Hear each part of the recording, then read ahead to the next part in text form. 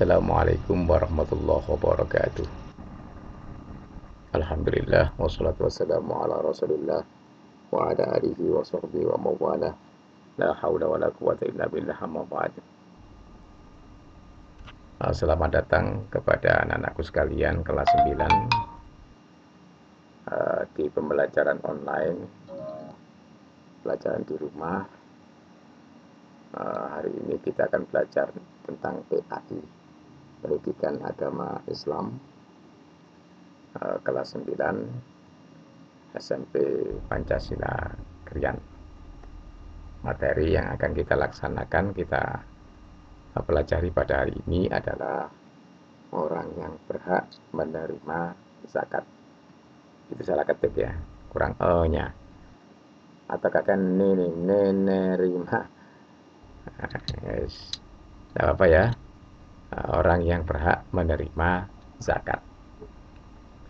Anak sekalian, bahwa kemarin kita telah belajar tentang zakat. Apa pengertian zakat? Di sana ada zakat fitrah, ada zakat mal dan sebagainya. Hari ini kita khusus membahas masalah orang-orang yang berhak menerima zakat. Baik, tujuannya adalah setelah kita belajar ini, maka kita paham. Kalian semua paham siapa-siapa orang-orang yang berhak mendapatkan zakat, ya, berhak menerima zakat.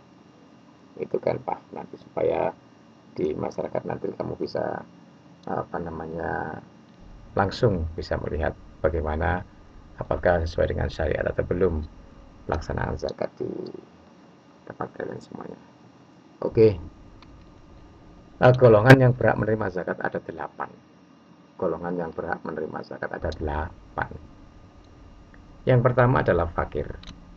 Fakir ini adalah orang yang tidak memiliki harta dan tidak mempunyai penghasilan yang tetap, sehingga tidak bisa mencukupi kebutuhan sehari-hari. Fakir ini adalah orang yang tidak bekerja, tidak punya harta, tetapi dia mempunyai kebutuhan sehari-hari, baik itu kebutuhan untuk dirinya maupun kebutuhan untuk keluarganya.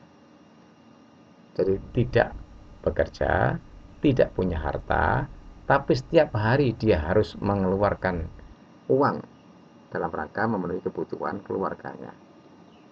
Nah, orang ini namanya fakir. Kan nyambut gawe, kan duit, tapi bendina butuh mangan, bendina butuh hal-hal yang lain. Maka mereka adalah golongan yang paling pertama berhak untuk menerima zakat. Nah, itu fakir ya. Fakir itu nggak nyambut gawe, kemudian tidak punya penghasilan, tidak punya harta benda, tapi setiap hari dia harus mengeluarkan uang dalam rangka memenuhi kebutuhan keluarganya. Ini parah ya, parah. Kemudian yang kedua, miskin. Miskin ini adalah orang yang memiliki pekerjaan tetap, tetapi penghasilan dari pekerjaannya itu tidak dapat mencukupi kebutuhan sehari-hari. Ini namanya miskin. Orang itu bekerja, tapi hasilnya tidak cukup untuk memenuhi kebutuhan sehari-hari. Misalnya, bayarannya 3 juta setiap sebulan, tetapi kebutuhan sehari-harinya itu mencapai 5 juta. Berarti kan kurang 2 juta. Nah, orang semacam ini disebut miskin. Meskipun dia punya pekerjaan tetap, tapi penghasilannya nggak cukup untuk memenuhi kebutuhan sehari-hari. Itu miskin. Kalau fakir, tidak bekerja, tidak punya uang, dan dia harus mencukupi kebutuhan sehari-hari. Itu fakir. Tambah parah ya. Jadi fakir dengan miskin itu parah fakir. Understand? Bisa bedakan ya, apa itu fakir atau itu miskin. Maka mereka berdua ini berhak menerima zakat. Lanjut. Amil sekarang. Orang ketiga yang berhak mendapat zakat adalah amil. Amil ini orang-orang yang mendapatkan kepercayaan untuk mengurus zakat. baik menerima zakat maupun membagikannya. Itu namanya amil. Amil itu biasanya takmir masjid, tokoh-tokoh agama, tokoh masyarakat yang mempunyai kemampuan untuk mengelola zakat, yaitu menerima maupun membagikannya. Nah, biasanya amil itu dipilih oleh masyarakat. Oh, ya, amil itu biasanya dipilih oleh masyarakat. Tidak semua orang bisa menjadi amil, karena amil itu harus orang yang mengetahui bagaimana tata cara penerimaan maupun pembagian zakat dan sekitarnya, termasuk diantaranya siapa-siapa yang berhak mendapatkan zakat dan lain-lain, ya, itu namanya amil. Mereka juga berhak menerima zakat. Yang keempat adalah mu'alaf. Mu'alaf itu orang-orang yang baru masuk Islam, sehingga mereka ini memerlukan bimbingan dan pembinaan karena imannya masih lemah. Dengan mereka ini kita perhatikan, ketika mereka masuk Islam dan kita perhatikan, dengan cara diberi zakat, didekati, diberi pengertian-pengertian, maka imannya semakin kuat. Nah, tujuan dari memberikan zakat kepada mereka ini adalah supaya mereka semakin semangat, semakin yakin bahwa pilihannya masuk Islam itu sudah benar. Nanti mereka diberi zakat seperti itu. Ya, dia itu masuk Islam, baru masuk Islam, sehingga ketika mendapat perhatian dari kita, dari umat Islam melalui zakat, maka imannya semakin kuat. Itu mu'alaf, ya. Mu'alaf dengan mukallaf beda loh, ya. Mu'alaf dengan mukallaf ono kae. Itu beda. Kalau mu'alaf itu orang yang baru masuk Islam, kalau mukallaf adalah orang-orang yang sudah bisa membedakan mana yang baik dan mana yang benar. Itu mukallaf. Lanjut, nomor 5, rikob. Rikob ini adalah hamba sahaya.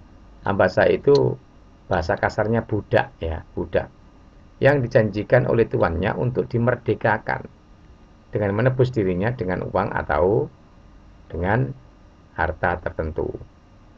Jadi rikob itu ada, zaman dahulu ada rikob. Rikob itu zaman dahulu itu namanya budak, budak belian, ya. Jadi seseorang dibeli oleh orang kaya, dibeli karena dia itu miskin, dibeli, kemudian dipekerjakan di rumahnya atau di perusahaannya. Nggak dibayar rikob itu. Apa? Hamba saya itu nggak dibayar. Budak belian ini nggak dibayar. Jadi kalau nyambut gedok nggak dibayar karena dia sudah dibeli. Maka rikob adalah hamba saya yang dijanjikan oleh tuannya untuk dimerdekakan. Mereka-mereka ini berhak mendapatkan zakat supaya mereka bisa merdeka terlepas dari belenggu perbudakan. Menurut ya, berarti hamba saya budak itu adalah orang yang dibeli kemudian dipekerjakan tanpa dibayar karena sudah dibeli oleh majikannya. Itu namanya rikob, ya. Kemudian gharim. Gharim ini adalah orang yang berutang atau berhutang, ya. Itu tulisannya kurang hanya, ya, berutang, ya. Itu yang ngetiknya agak ngantuk ya. Jadi orang yang berhutang tidak untuk kemaksiatan dan ia kesulitan untuk membayarnya. Jadi gharim itu orang yang banyak hutang, tetapi hutangnya bukan untuk kemaksiatan.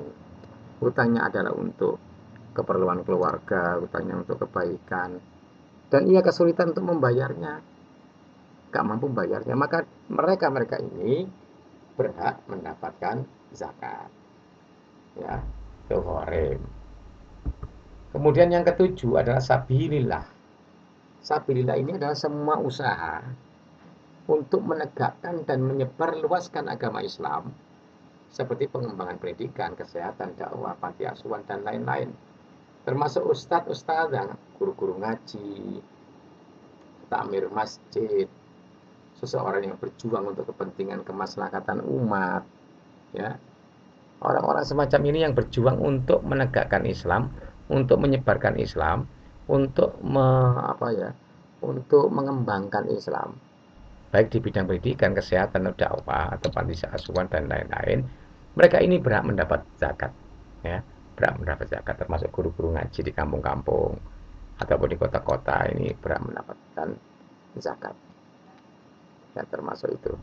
Kemudian yang ke-8, ibru sabil. Adalah orang-orang yang mengalami kesulitan dalam perjalanan. Sedangkan perjalanan yang ditempuh itu bukan bermaksud uh, uh, yang ditempuh itu bermaksud baik, tidak untuk maksiat. Hati ibnu sabil itu orang yang dalam perjalanan kantean duit, kan duit, tidak punya uang, kemudian dia harus melanjutkan perjalanannya untuk kemudian supaya dia bisa apa namanya sampai di tujuan, maka membutuhkan dana, bantuan dana dari umat Islam. Maka orang-orang yang mengalami kesulitan dalam perjalanan dan perjalanannya bukan untuk maksiat, maka mereka ini bisa mendapatkan zakat. Ya. Misalnya ada seseorang mau ke Jakarta, mau menemui ibunya misalnya, uangnya di anak-anak ini di Surabaya, mau ke Jakarta, kepingin kepada ibu pengen kepada ibunya. Nah, kemudian sampai di Jawa Tengah, dia kehabisan bekal, kantean duit. Maka orang semacam ini disebut ibnu sabil. Ya, dia mengalami kesulitan dalam perjalanan. Maka dia berhak mendapatkan zakat. Nah, tetapi kalau perjalanannya ini tujuannya tidak baik, maka bukan termasuk ibnu sabil. Misalnya ada seseorang, katakanlah ada seorang laki-laki dari Surabaya mau ke Yogyakarta. Di Ngawi dia kehabisan apa namanya bekal, kantean duit. Nah, tujuan ke Yogyakarta itu adalah menemui pacarnya misalnya, menemui pacarnya.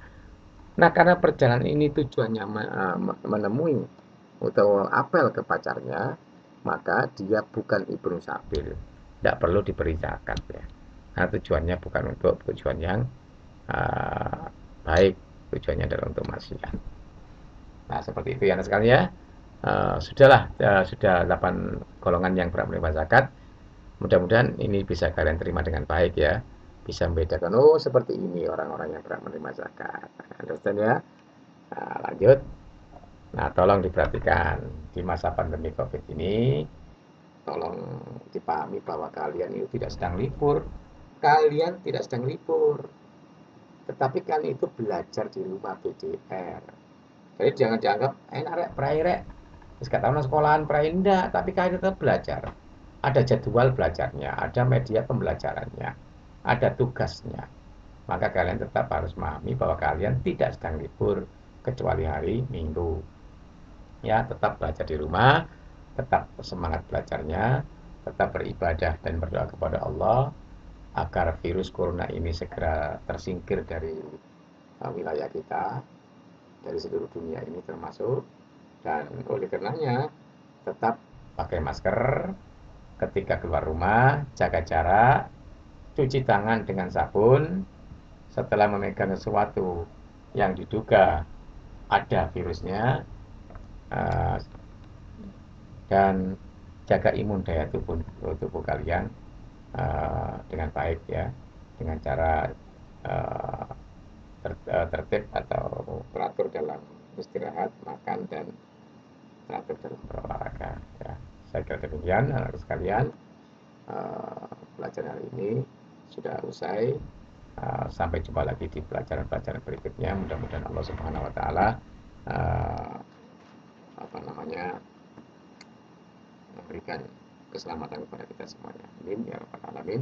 Wallahul muwaffiq ila aqwamit thoriq. Assalamualaikum warahmatullahi wabarakatuh.